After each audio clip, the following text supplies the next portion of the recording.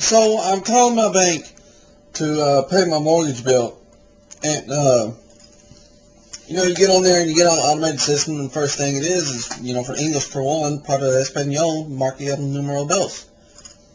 And so this gets me to thinking about the whole English as the official language of the United States type thing, and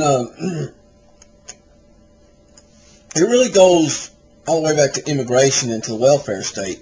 But I'll kind of start at the end and work my way back. And, I don't see how people, and I go after the left a lot because of their socialistic economic policies, but here I have to bang on the right a little bit because I don't understand where people get this idea that somehow English is the official language of the United States.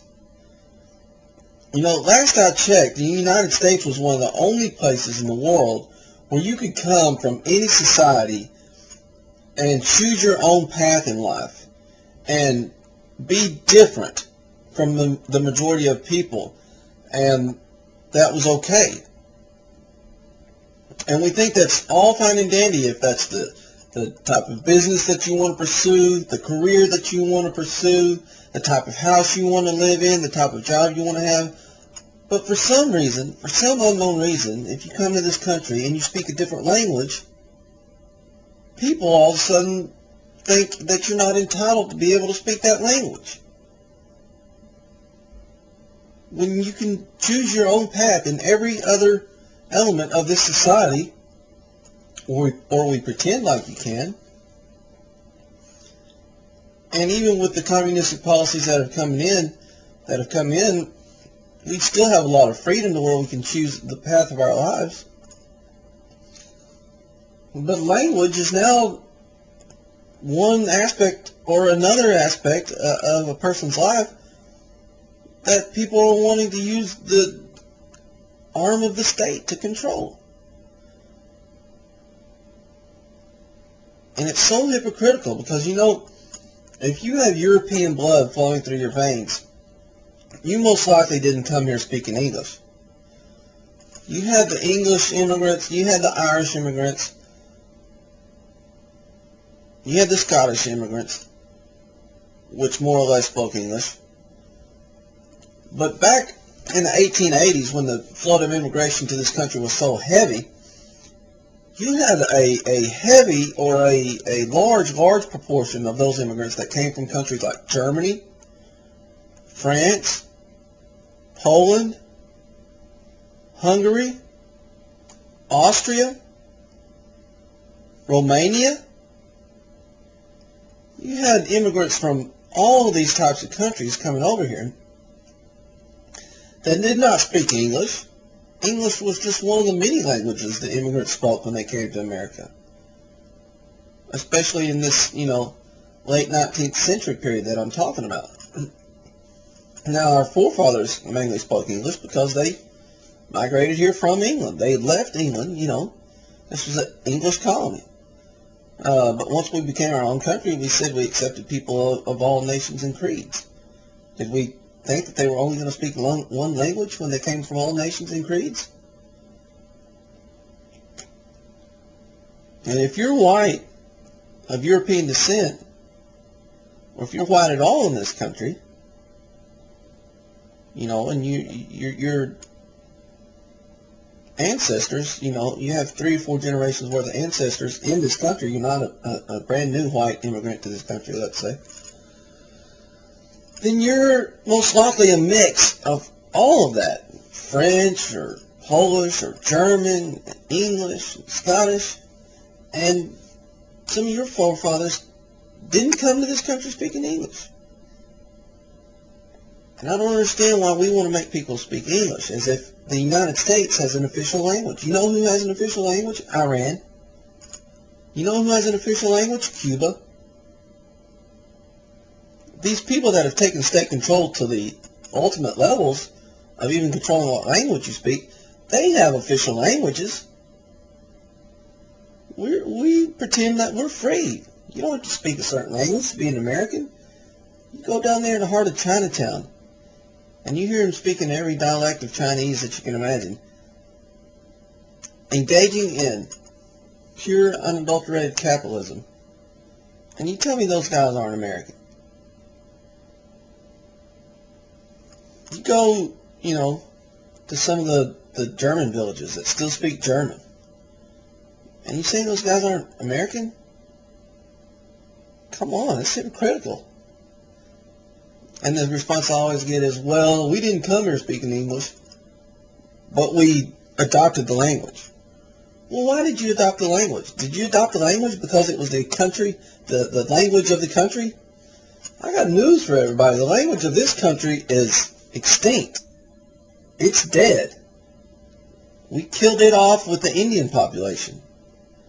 If you even want to say that was the language. A country can't have a language. It's the ultimate in collectivism. Only people can have languages. Only individuals can speak languages. Countries don't speak languages. You know why most people adopted English? Because it was the predominant language. It was out of convenience for business, for finance, for interaction in the market, and education, and things like this. It was out of convenience because it was the language of our forefathers. But if somebody wants to come to this country, work hard, try to make a better living for their family, but they choose to stay in an enclave of people that still speak, a language other than English, why should we have a problem with that? And why should we have a problem with businesses wanting to cater to those individuals? It's utterly hypocritical.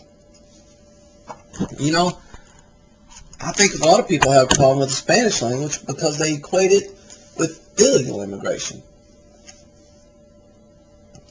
And nobody wants to talk about the problem with illegal immigration. Why would all these immigrants have to come over here illegally?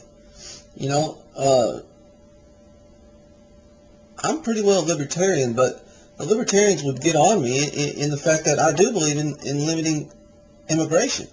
But I am strongly libertarian in the fact that I believe if you had less welfare given away, you wouldn't have to have as many restrictions as what we have.